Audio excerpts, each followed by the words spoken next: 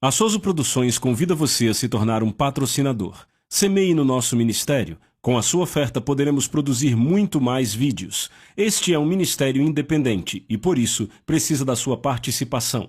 Inscreva-se no canal e compartilhe os vídeos. Seja um multiplicador desta visão.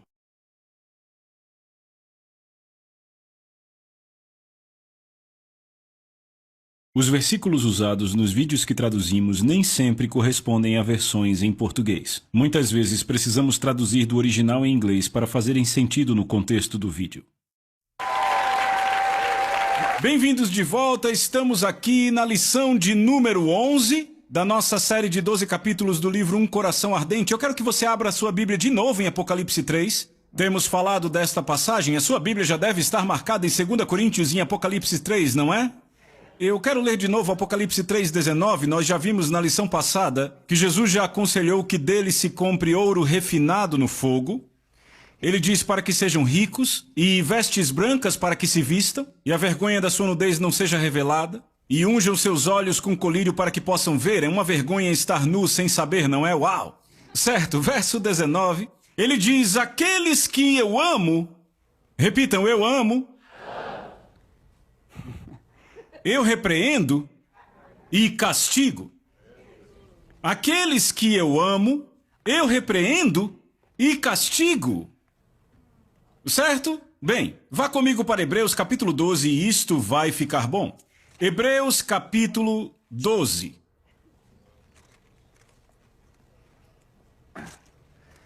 E vamos começar do versículo 5. Lemos, e vocês esqueceram da exortação que vos fala como a filhos, meu filho ou minha filha, não desprezes o castigo do Senhor, nem fique desencorajado, repitam, desencorajado, quando for repreendido por ele. Pois aquele a quem o Senhor ama, ele castiga, e açoita cada filho a quem ele recebe. Agora primeiro note, a quem o Senhor ama, ele castiga, não a quem o Senhor odeia, não a quem o Senhor tolera, aquele a quem ele ama, ele castiga. A palavra aí para castigo significa corrigir ou disciplinar. Açoitar, onde diz que ele açoita cada filho que recebe, é a palavra grega M-A-S-T-I-G-O-O, que é encontrada apenas 7 vezes no Novo Testamento, e em todas as outras ocorrências, a palavra significa açoitar fisicamente com chicote. Agora, nosso pai certamente não usa um chicote, certo? Embora o seu castigo possa ser severo. Por isso que nos é dito para não desprezá-lo. Repitam, não despreze o castigo do Senhor. Então, se Deus diz não despreze, significa que pode ser severo. Estão acompanhando? Agora, na minha experiência, o castigo de Deus é extremamente doloroso, certo? Eu já estive em situações antes que eu desejei poder ser levado a um tronco e levar umas chicotadas de verdade. Porque o castigo de Deus é aqui, certo? E deixa eu dar um exemplo. Eu me lembro que eu estava pregando numa conferência e havia vários pastores ali de todo o estado e pastores muito conhecidos de igrejas grandes naquela conferência. E naquele dia eu orei sinceramente e o Senhor me mostrou que eu ia pregar sobre a isca de Satanás. É um livro que eu escrevi há algum tempo sobre ofensa. Eu já havia escrito aquele livro há algum tempo na época. E para ser honesto, eu estava interessado em outras coisas que Deus estava me mostrando. Em algumas coisas novas e frescas. E eu fiquei meio, sabe, essa é uma mensagem antiga que eu preguei há muito tempo. Você entende o que eu estou dizendo? E eu fiquei meio receoso assim. E eu fui para aquela conferência. E sabe, lá estavam eles entusiasmados, um grande louvor e adoração. Eu me levantei e comecei a falar algumas coisas ali. E as pessoas começaram a se empolgar, sabe? E eu lembro que eu fiquei... E eu pensei, ei, isso aqui tá bom. E eu continuei naquela linha por um tempo. E aí eles ficaram realmente empolgados comigo. Alguns irmãos levantavam e, isso... sabe, ali em pé olhando pra mim, continue, sabe? E daí uns ficaram tão empolgados que começaram a pular e começaram a correr. E sabe, aquele lugar ficou elétrico. E eu continuei, eu preguei naquelas novas revelações, sabe? Até o final do culto. E no final do culto, pessoas abençoadas, fila para oração, a presença de Deus grande ali. Na manhã seguinte eu acordei no hotel e eu senti como se eu literalmente fosse morrer. Eu senti como se tivesse um enorme saco de areia aqui no meio do meu estômago e eu... O que é isso? E eu lembro que eu rolei para fora da cama, eu nem me levantei, eu simplesmente me ajoelhei. E eu disse, Senhor... Eu já sabia o que era. Eu disse, Senhor, eu não te obedeci ontem, não foi? E eu ouvi o Espírito dizer, não, obedeceu não. Assim mesmo. E eu disse, Pai, me perdoe, eu me arrependo, eu sinto muito de verdade, me perdoe. Eu fiz a coisa errada, não devia ter feito isto. Então eu me levantei, me arrumei. Eu tinha um voo naquele dia, me levaram para o aeroporto. E o tempo todo eu achava que ia morrer. E eu dizia, Senhor, eu sinto muito e nada. Eu dizia, por favor, me perdoe, me perdoe. Eu acabei perdendo o voo. E nas horas seguintes eu continuei dizendo, Senhor, por favor, me perdoe, eu sinto muito. Tentando orar no aeroporto e eu não havia nenhuma voz vinda de Deus, nada. E aquela sensação de estar morrendo, Senhor, me perdoe. E eu entrei no avião e fui para a costa oeste. E eu lembro que começamos a circular a cidade onde eu ia pregar no dia seguinte. E aí, de repente, aquele peso, aquela sensação de morte simplesmente foi embora, saiu de mim. E eu ouvi o Senhor dizer, essa é uma nova cidade, agora me obedeça. Eu disse, Senhor, eu acordei essa manhã e pedi para o Senhor me perdoar. E eu disse, eu pedi o seu perdão o dia inteiro, até as 2 horas extras que eu consegui por perder o voo. E eu disse, por que só agora você tirou essa disciplina flagelante de dentro de mim? Por que isso saiu agora? E o Espírito Santo me disse, porque, filho, havia pastores naquela conferência ontem que precisavam ouvir sobre ofensa. E ele disse, porque você não obedeceu, eles não receberam. E eu queria que você sentisse o quão sério foi o que você fez. E eu pensei, E então eu cheguei no lugar, liguei para minha esposa. Naquela época morávamos na Flórida. E eu disse, Lisa, disse tudo o que aconteceu. E eu disse, então, quando começamos a orbitar a cidade, de repente eu percebi que aquele peso saiu de mim. E aí eu disse, Deus, por quê? O dia inteiro eu fiquei com esse desencorajamento, com essa sensação de morte, com essa dor. E a minha esposa, você quer saber por quê? E eu disse, por quê? É porque Deus quer que você saiba o quão sério foi o que você fez. Eu disse, Lisa, foi exatamente o que ele me disse quando a gente aterrissou. E ela disse, é isso mesmo. Agora ouça, eu nunca mais fiz aquilo. Eu disse, Senhor, nunca mais. E eu te digo, aquilo me ensinou algo. Nunca mais, não me importa. Se eu tiver que pregar a mesma coisa 50 vezes, se Deus disser para fazer, eu faço. Entendem o que eu digo? Estão comigo? Esta é a disciplina do Senhor. Agora, Deus pode permitir que outros continuem no seu erro ou pecado sem correção. Eu estou falando de pessoas que não são filhos. Mas não permitirá com seus filhos e filhas. Não é diferente de um pai. Veja, se meus filhos cometem um erro, eu vou lá e os corrijo. Se não forem meus filhos, pode ser que eu não entre na história. Mas eu me certifico de cuidar dos meus filhos, entende? É o que Deus faz com seus filhos. E você faz por quê? Porque ama seus filhos, porque você quer o quê? Que eles tenham o mesmo caráter que você, e no caso de Deus, que tenhamos o mesmo caráter deles, certo? Então, versos 7 e 8. Se suportais o castigo, Deus vos trata como filhos. Pois qual é o filho a quem o pai não castiga? Mas se ficais sem castigo, do qual todos são feitos participantes, então sois bastardos, não filhos. Alô, você viu isso? Deus diz que se você não tem castigo, então você é bastardo e não filho.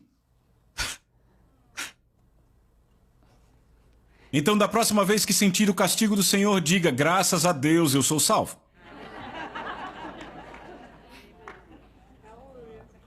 Se você não tem castigo, Deus diz, de fato, você não é meu filho. Eu vou te contar como eu aprendi isso, pregando numa igreja com milhares de pessoas. Era uma manhã de domingo, uma daquelas manhãs proféticas, uma daquelas manhãs que Deus dá uma palavra e você percebe como homem que está cortando o coração das pessoas. E eu tremia enquanto pregava, foi muito forte aquele dia. E eu lembro que eu chamei as pessoas para virem à frente e receber oração. As pessoas fizeram uma fila que ia até lá na frente. Era enorme.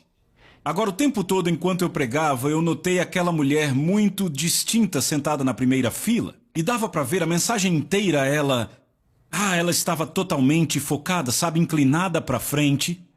E ela foi uma das primeiras que veio receber oração. Mas sentada ao lado dela havia uma pessoa que parecia ser sua filha. E a filha dela sentada assim, sabe, assim. E aí fazia assim, e depois assim. Então, depois do culto, o pastor vem até mim e ele diz: John, eu posso te levar a um restaurante?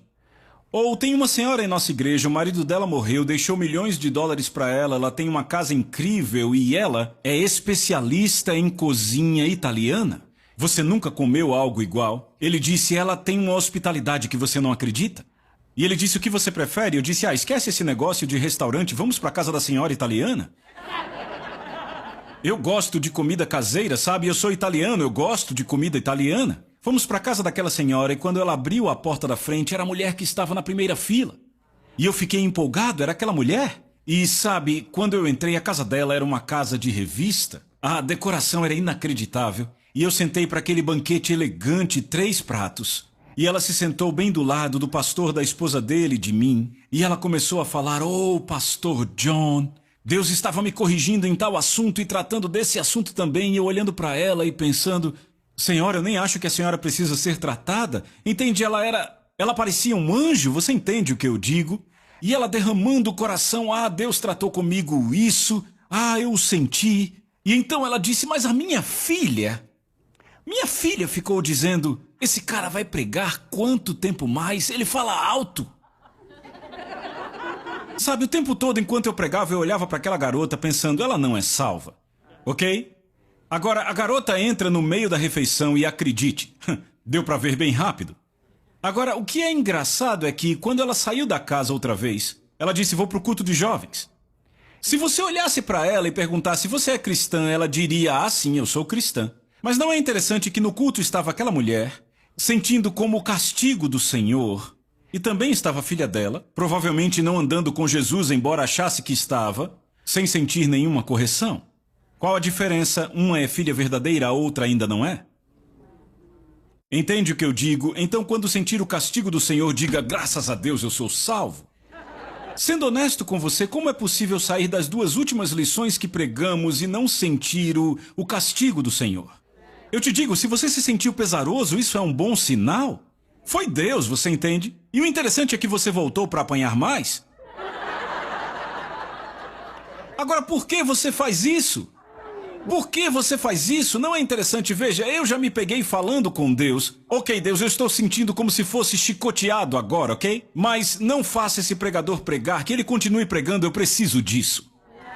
Tem algo no castigo do Senhor que você sabe, embora diga: como isso é doloroso, que está lhe fazendo bem. Entende o que eu digo? Porque veja o que o escritor continua dizendo, veja. Ele diz: "Além do mais, tivemos pais segundo a carne que nos corrigiram e lhes prestamos respeito. Não devemos então nos sujeitar muito mais ao Pai dos Espíritos e viver, porque aqueles de fato por algum tempo nos corrigiram, como bem lhes parecia. Mas ele, vejam isso, mas ele para nossa vantagem." Repitam: nossa vantagem. Para que possamos ser participantes de sua santidade. Repitam: santidade. Então você vê bem aí que a razão para Deus nos castigar qual é? Para sermos participantes da sua santidade. Verso 11. Porque nenhum castigo parece ser prazeroso para o castigado, mas doloroso. Repita: doloroso. Diga de novo. Mais uma vez. Agora, você ouviu o que acabou de falar? Você disse doloroso. Então, nenhum castigo parece ser prazeroso, mas angustiante, contudo, posteriormente produz um fruto pacífico de justiça para aqueles exercitados por ele. Agora eu quero falar algo e quero ser claro, e eu espero que você anote. O primeiro desejo de Deus, diga: o primeiro desejo.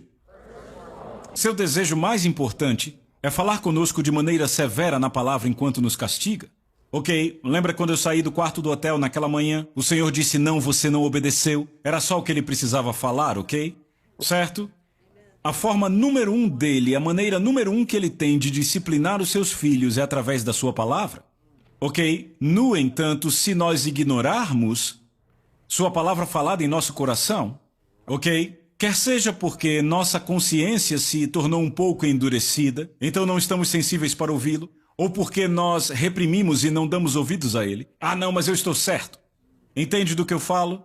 Sabe, você já falou algo sobre alguém e parecia uma faca entrando em você? Falem comigo. E você: "Mas eu estou certo, o que eu estou falando é verdade." Então você ignora a faca. Certo? A faca é o Espírito Santo dizendo, não faça isto. Você ignore o que acontece, um véu cobre seu coração. Porque a Bíblia diz que quem não refreia a língua engana o seu próprio coração. E quem não é praticante da palavra engana a si mesmo. E aí da próxima vez que falar de alguém não sentirá uma faca, só um beliscão. E você, eu estou certo. E aí outro véu encobre o coração, é o engano. E aí da próxima vez que falar de alguém não é um beliscão, é só uma pontadinha. E aí você, eu estou certo. E aí outro véu encobre o coração, da próxima vez não sente nada. Sua consciência cauterizou. Deus pode sim te alcançar pelo arrependimento, ok? Mas se você ignorar a palavra falada dele em seu coração, então a próxima avenida do castigo será a aflição. Você pode dizer amém? Ele usará aflição e dificuldade para trazer correção. Como sei disso? Porque Salmo 119, versos 67 e 75 diz, antes de eu ser castigado eu andava desviado, mas agora eu obedeço a tua palavra, ó Senhor. Sei que os teus juízos são certos e em fidelidade tu me afligiste. Qual a prova do Novo Testamento para isso? Você está pronto? Paulo diz em 1 Coríntios 11, de 30 a 32, por esta causa muitos estão fracos, doentes entre vocês e muitos já dormem. Porque se julgássemos a nós mesmos não seríamos julgados, mas quando julgados somos castigados por Deus para que não sejamos condenados com o mundo. Isso é Novo Testamento. Agora ouçam, isso nunca precisa acontecer com um crente, sabe por quê? É só ouvir, quando Deus castigar, arrependa-se rápido. Tiago fala de ser rápido ao se arrepender, ser rápido em se arrepender e lento ao falar. Eu nunca esqueço, eu estava numa conferência de jovens, isso foi há cerca de 10, 12 anos. Eu não me lembrava de antes ter sentido algo como uma autoridade de Deus para trazer correção para os jovens. Uma conferência enorme no estado do Texas. E sabe qual era o problema? Um monte daqueles jovens estavam dormindo uns com os outros, coisas assim. E aqueles jovens vinham culto após culto se arrependendo dos seus estilos de vida, ok? E o poder de Deus estava descendo sobre eles, sabe? Teve um garoto, eu nunca esqueço. Eu comecei a ministrar para os jovens e aquele garoto pôs suas mãos sobre as minhas e começou a me empurrar. Eu comecei a empurrar de volta. E o poder de Deus eu pude sentir fluindo pelo meu corpo. E a última coisa que eu vi foi a sola dos tênis dele. Não pense nisso, ele estava me empurrando e no instante seguinte ele foi jogado. Foi jogado nos braços de 2 outros jovens que o pegaram. Sabe, foi o poder de Deus. Eu lembro de 2 garotas, tinham perdido a virgindade e literalmente Deus lhes devolveu a virgindade por causa da palavra. O Espírito Santo falou isso, foi impressionante. Eu não estou falando de algo que foi físico, foi uma limpeza que veio. Foi impressionante, então. Aquilo durou a semana inteira. No último culto eu pensei, ok, hoje não teremos correção, vai ser um grande momento de vitória, eu sei. Ok? Então, eu estava ok. Então eu fui pro culto e de repente o Espírito, tem mais para fazer. E eu, Então o Senhor me disse, você tem que tratar, tem rebelião aqui, tem que tratar disso. E eu disse, ouçam, eu sei que é o último culto, mas há rebelião aqui, Deus me disse. E eu disse, você tem que se arrepender agora, é o último culto, vem aqui. Alguns garotos vieram chorando, tudo bem. Eu olhei aquilo e disse, ok, e de repente o Senhor disse, não tá ok não. Você precisa tratar mais? Eu disse, ok, tem mais gente para vir? Deus disse que não vieram todos e mais alguns vieram. Então o Senhor disse, agora você diga que se não responderem hoje, porque Ele disse ainda falta uma pessoa. E eu disse, só falta uma pessoa que Deus está me dizendo. Eu disse, você precisa vir aqui. Sabe, já tinha vindo bastante gente, mas Deus disse ainda não. Deus disse, diga a essa pessoa que se ela não responder hoje, o juízo virá sobre a vida dela. Eu disse, certo, se você não vier aqui agora, o juízo virá sobre a sua vida. Outros garotos vieram, mas não a pessoa. Então o Senhor disse, agora você vai dizer qual será o juízo? E o Senhor me disse, eu disse, se você não vier aqui hoje, você se envolverá num acidente de carro em 3 semanas. Eu nunca vi algo assim na minha vida. Eu estava tremendo. Bem, mas alguns jovens vieram.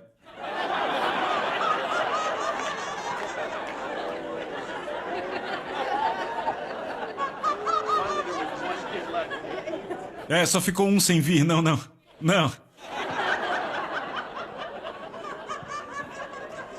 Então aqueles jovens todos tremendo ali, e ainda não veio a pessoa.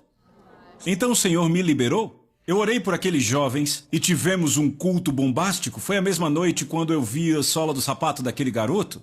Foi um mover tremendo de Deus. Eu acho que terminamos depois das 11. O Espírito de Deus literalmente caiu naquele lugar. Foi maravilhoso. Meses depois, o pastor de jovens me ligou e disse: eu tenho que falar com você. Eu tenho que te contar algo impressionante. Disse: John. Ela disse: tínhamos uma garota no grupo de jovens que causou tantos problemas. Ela é certamente a pessoa mais rebelde que já conhecemos. Ele disse: ela não cedia. Ele disse: 3 semanas depois do encontro, ela se envolveu num acidente de carro, numa manhã com neblina. Ele disse: John, foi perda total. E eu pensando: ah, meu Deus. E de repente ela foi para o hospital, ficou em estado crítico. Mas John, ela saiu do hospital hoje. E ele disse: ela está totalmente arrependida, afogueada por Deus. E sabe, eu ainda falo com esse líder de jovens periodicamente. E sabe, aquela garota vive uma vida fervorosa até hoje. Agora, não é triste que o carro deu perda total? Não, sério, ela poderia ter salvado o carro. E não ter ido para o hospital se ela tivesse apenas dado ouvidos. Mas por que é que às vezes somos tão burros? Nós resistimos a Deus quando Ele diz: eu estou corrigindo vocês porque eu amo vocês. E tentando levar vocês a um lugar onde vão participar do meu caráter. E a gente luta com Ele, como se soubéssemos mais que Deus. Dá para ser mais burro? E o texto continua: levantai as mãos que se encontram penduradas e os joelhos fracos. E entenda, as mãos falam do seu serviço, repitam, serviço, ou seu trabalho como crente, certo? E os seus joelhos falam de quê? Da sua caminhada, da sua forma de viver, correto? Então, veja, Jesus não estava enfraquecendo a igreja de Laodiceia. Na verdade, ele estava dando a ela o que ela precisava para reacender o fogo, certo? Certo? Então, por que tentamos fugir do castigo do Senhor? Deus disse em Jeremias 23, 22, se estivessem estado no meu conselho, teriam feito o meu povo ouvir minhas palavras, e o teriam feito voltar do seu mau caminho e da maldade das suas ações. Vejam os versos 14 e 15. Ele continua dizendo: persigam a paz, repita paz, com todos os homens em santidade, sem a qual ninguém verá o Senhor. Certo? Atentando para que ninguém se separe da graça de Deus. No verso 12 ele diz: fortalecendo as mãos descaídas e os joelhos trôpegos, certo? Perseguindo a paz, ok? Coloque seu marcador aí, porque agora vamos para Isaías. Isso, eu quero que você veja no Velho Testamento, Isaías 35. Se você achou, diga amém. Certo, Isaías 35, 3. Ele diz: fortalecei as mãos decaídas e firmai os joelhos vacilantes, então. Daí veja o que ele diz. Dizei aos desalentados de coração: sede fortes, não temais. Eis o vosso Deus, a vingança vem, a retribuição de Deus, ele vem e vos salvará. Agora veja, então os olhos dos cegos serão abertos. Quando os olhos serão abertos? Quando o quê? Quando se fortalecerem as mãos descaídas e os joelhos trôpegos, certo? Não é assim? Em outras palavras, quando o povo de Deus começar a andar em santidade, então seus olhos serão abertos para ver. Era isso que a igreja de Laodiceia precisava, certo? Então os olhos dos cegos serão abertos, os ouvidos dos surdos se desimpedirão. Não está falando da surdez física. Fala dos ouvidos do coração do povo. Lembra que Deus disse: eles têm olhos, mas não veem, têm ouvidos, mas não ouvem. Não está falando de olhos físicos, nem de ouvidos físicos. Fala do espírito que ficou entorpecido, seus corações estavam entorpecidos. Certo? Os coxos saltarão como cervos e a língua dos mudos cantará, pois águas arrebentarão no deserto e ribeiros no ermo. Veja. Uma estrada, repita, uma estrada, estará lá onde no deserto, onde ele trouxe a correção. Uma estrada será chamada a estrada da santidade. Repita, santidade. Você vê como tudo se relaciona? Isaías diz: fortaleçam as mãos descaídas, joelhos trôpegos, olhos serão abertos, ouvidos serão abertos. E aí ele diz que haverá uma estrada ali. Uma estrada que será chamada a estrada da santidade. Repita, estrada de santidade. Ou seja, um nível mais elevado de vida. Lembre-se, quando Deus fala em santidade, Ele está dizendo: eu não penso como você, eu não falo como você, não vivo como você, suba para o meu nível de vida. Por que você quer ficar andando com as galinhas no curral se eu te chamei para ser uma águia? Certo? É isso que Ele está dizendo. Veja, uma estrada estará ali, uma estrada, e ela será chamada a estrada da santidade. O imundo não passará por ela. Servirá apenas aos que são do caminho, os insensatos não a tomarão. Eu quero ler de outra tradução, essa tradução não deixa muito claro. A NASB diz: haverá ali uma estrada, um caminho. Será chamada a estrada da santidade. Agora ouça: os impuros não viajarão por ela, mas ela será para aqueles que andam naquele caminho. E os tolos não irão vaguear por ela. Repita: tolos não vaguearão. Então, o caminho da vida sobre o qual Jesus fala é um caminho estreito. Você pode dizer amém? Muito bem, ele fala de um caminho mais elevado de santidade, certo? Então, ele diz que o tolo não conseguirá andar por essa estrada. Ouça, um tolo, ouça com atenção, escreva isso. Um tolo é aquele que vê apenas os seus próprios pensamentos e sua vida como a medida da sabedoria. Escreva isso. Um tolo é aquele que vê seus próprios pensamentos e a sua vida como a medida da sabedoria. Provérbios 12:15 afirma que o caminho do tolo é certo aos seus próprios olhos. Provérbios 14:16 afirma que um tolo é autoconfiante. Provérbios 18:2 afirma que o tolo não tem deleite no entendimento, mas tem em expressar o seu próprio coração. Desta forma, um tolo é um enganado. Repita: enganado. Os membros da igreja de Laodiceia estavam enganados, não é verdade? Eles se achavam abençoados e prósperos. As palavras de repreensão, disciplina e correção de Jesus, embora muito duras, foram faladas para livrá-los do caminho da insensatez e os levar para o caminho da santidade. Vocês estão acompanhando, pessoal? Ele estava fortalecendo suas mãos cansadas e firmando seus joelhos vacilantes. Exatamente era o que ele estava fazendo com a igreja de Laodiceia. Estão acompanhando? Porque, veja, eu vou continuar lendo do livro, preste atenção. Aqueles que hoje não dão ouvidos à correção perderão o único caminho que leva à glória de Deus. Porque, lembrem-se, o temor do Senhor e a santidade são um acesso para o monte, correto? A correção sem arrependimento não tem valor nenhum. Eu vou dizer de novo, a correção sem arrependimento não tem valor. Você pode passar pela dor da correção, mas se não se arrepender, toda a dor da correção não terá valor nenhum. Então, por que não se arrepender para que a dor da correção tenha algum valor? Não é preciso ser um gênio para entender isso, não é? Certo? Certo, é por essa razão que Deus diz à igreja de Laodiceia: seja zeloso e arrependa-se. Apocalipse 3:19. Repita: seja zeloso e arrependa-se. O que é ser zeloso? Hoje em dia a palavra zeloso não é muito usada, poderíamos substituir por ser apaixonado. Então Jesus está dizendo: deve haver paixão no arrependimento. Sabe, arrependimento é uma das palavras mais belas do Novo Testamento. Porque o arrependimento é a porta para as bênçãos de Deus. Arrependimento significa uma mudança completa de coração, uma mudança completa de pensamento, uma mudança de coração. Deixa eu ilustrar isto. Você tem visto a vida e as coisas assim, a sua sabedoria? De repente, a verdadeira sabedoria de Deus vem daqui, e o arrependimento diz: deixa eu sair desse meu caminho burro, da minha visão burra, e abraçar o caminho de Deus. Isso é arrependimento? Muita gente tem medo do arrependimento porque vê do ponto de vista do Velho Testamento. No arrependimento, eles se autoflagelavam. Não é no pó, roupa de saco e nas cinzas, certo? Não é, você não faz isso agora. Você pode se arrepender no Novo Testamento sem lágrimas. As pessoas, temos que chorar e nos mover em nossas emoções, por que não? Basta uma mudança completa de mente e coração. Você pode dizer amém? Então veja, Jesus diz: seja zeloso e arrependa-se. Certo, ser zeloso é desejar apaixonadamente mudar de onde estamos no momento para a sua gloriosa natureza. Certo, deixa eu te dizer uma coisa. A Bíblia diz que quando Jesus retornar, seremos como Ele. 1 João 3:2, certo? Quando Jesus voltar, nós o veremos porque seremos como Ele, certo? Como Ele, certo? Ok. Então deixa eu te dizer. Se seremos como Ele quando Ele voltar, significa que um de nós vai ter que mudar. Agora, vocês que estão olhando para mim com essa expressão de dúvida, não vai ser Ele. Significa que a maioria das ações de Deus na minha vida serão corretivas. Como crentes, devemos abraçar com alegria a correção de Deus. Obrigado.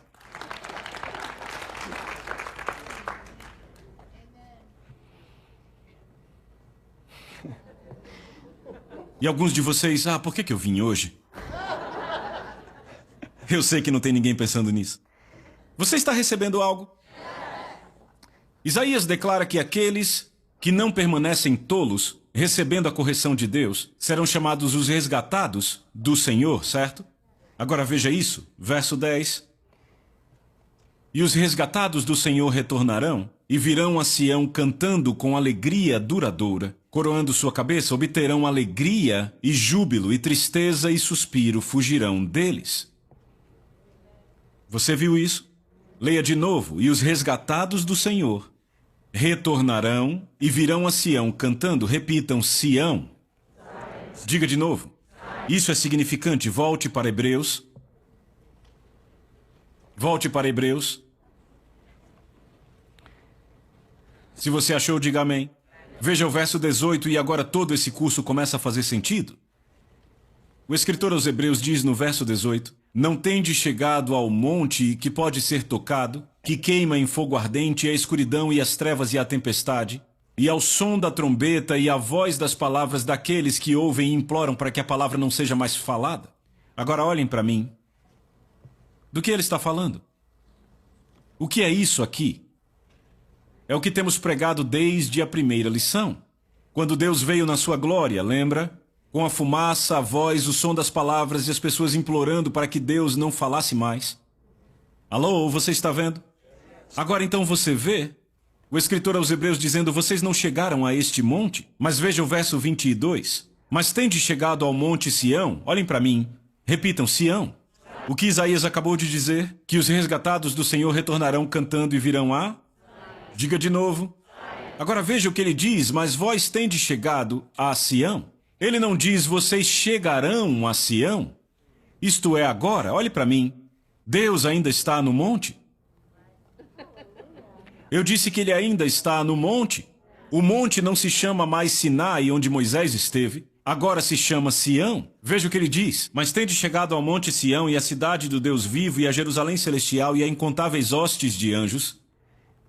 Agora veja, a Universal Assembleia, a Igreja dos Primogênitos registrados no céu, a Deus o juiz de todos e aos espíritos dos justos aperfeiçoados. Então, olhe para isso com atenção. Ele diz: tende chegado à cidade do Deus vivo, a Jerusalém celestial, a incontáveis hostes de anjos. Então há anjos, você diz amém? A Universal Assembleia e a Igreja dos Primogênitos, ou seja, aqueles que morreram e estarão com Jesus, certo? Alô, eu posso ter um amém? É todo esse povo, certo? Certo? Então, deixa eu dizer o seguinte. A Universal Assembleia e a Igreja dos Primogênitos, eu acabei juntando os dois. A Igreja dos Primogênitos são todos os santos do Novo Testamento que morreram e foram estar com Jesus. Quem é a Universal Assembleia? Os santos do Velho Testamento. Estão acompanhando? Certo? Muito bem. E a Deus, o juiz de todos, e aos espíritos dos justos aperfeiçoados. Agora, quem são esses? Quem são os espíritos dos justos aperfeiçoados? Somos nós. Porque a Bíblia diz que nos achegamos confiadamente ao trono da graça. Tem muita gente hoje na igreja que fica muito por ali.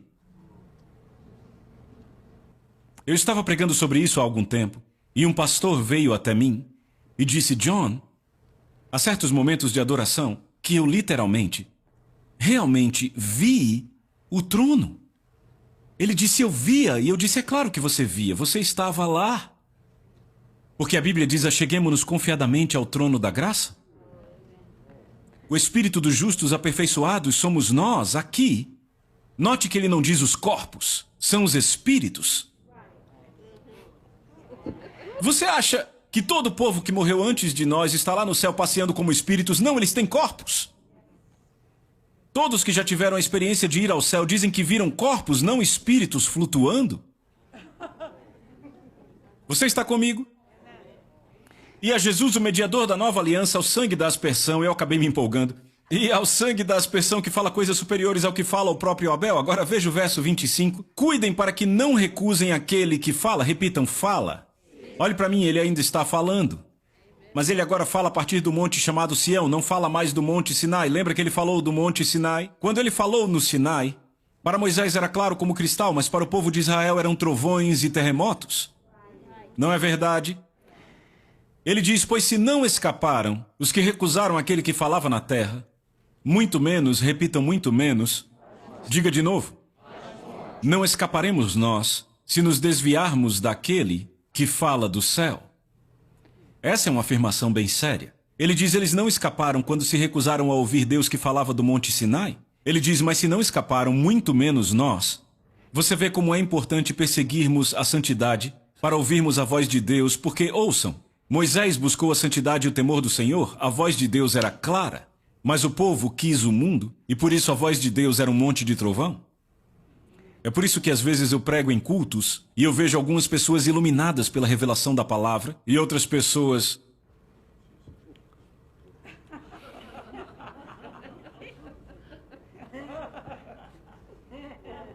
Entende o que eu digo? Qual a diferença? A pessoa que está buscando a Deus em santidade, em temor do Senhor, ouve a voz de Deus, mas para outra pessoa é um monte de barulho. E para os israelitas o chão estava tremendo, certo? Agora vejam isto. Verso 26, aquele cuja voz abalou a terra, os filhos de Israel, não é? Agora, porém, ele promete dizendo, ainda uma vez por todas farei abalar não só a terra, mas também o céu. Diga, ele vai abalar. Diga de novo. Deixa eu falar algumas coisas sobre abalar, ok? Posso falar sobre abalar? O que o abalo faz, e eu escrevi isso aqui, o abalo remove aquilo que não foi construído na fundação apropriada. O abalo também remove aquilo que está morto, e o abalo também expurga, de forma que o que está vivo permaneça. Estão acompanhando? Ele diz, farei abalar não só a terra, mas também o céu. Ora, esta palavra, ainda uma vez por todas, significa a remoção das coisas abaladas como tinham sido feitas, para que as coisas que não são abaladas permaneçam. Essas são as coisas eternas. Verso 28. Por isso, uma vez que recebemos um reino que não pode ser abalado, repita, não pode ser abalado. Retenhamos a graça, repitam, graça. Não todos gritem, graça. Por que precisamos dessa graça? Veja, pela qual sirvamos a Deus de modo aceitável. Como servir a Deus de modo aceitável? Com reverência e santo temor, porque o nosso Deus é fogo consumidor. Veja o que ele diz aí. Já que recebemos um reino que não é abalável, retenhamos a graça, diga graça o mais alto que puder. Tente de novo, graça.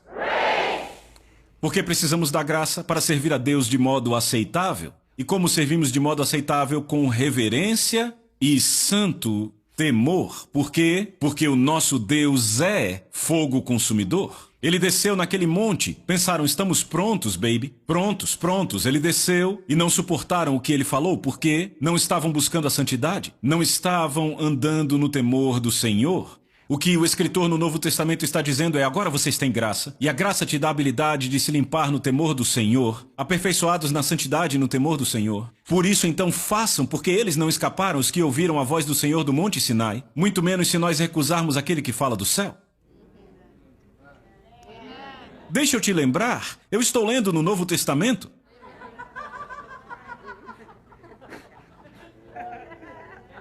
Ok? Agora, sabe o que acabou de acontecer aqui? Nessas 10 lições você entendeu a trama. E agora, quando lemos essa passagem, ela te acertou em cheio, não é? Você não ficou apenas lendo. Por quê? Porque agora você entende todo o contexto. Mas infelizmente hoje a gente tem aliviado isso. Ah, temos a graça, ela é a grande cobertura, sabe, irmão? Nós somos salvos pela graça, vivemos como queremos e chegamos no céu. Não precisamos dar testemunho, chegamos de qualquer jeito. Não. Não. Lembre, tolos não andam naquela estrada. E a sabedoria do tolo foi fundamentada nas suas opiniões que são totalmente contrárias ao que a palavra de Deus diz. O tolo anda no fio da navalha, mas vocês não. E você que está assistindo também não, porque agora temos a palavra, temos uma fundação, só precisamos crer. Porque lembre-se, não é sobre obras, pessoal. Não de obras feitas pela força do seu braço, mas de obras produzidas pela graça. E lembre, a graça vem pela fé e ela é atraída aos humildes. Falaremos disso na próxima lição, vejo você lá. A Soso Produções convida você a se tornar um patrocinador. Semeie no nosso ministério. Com a sua oferta poderemos produzir muito mais vídeos. Este é um ministério independente e, por isso, precisa da sua participação. Inscreva-se no canal e compartilhe os vídeos. Seja um multiplicador desta visão.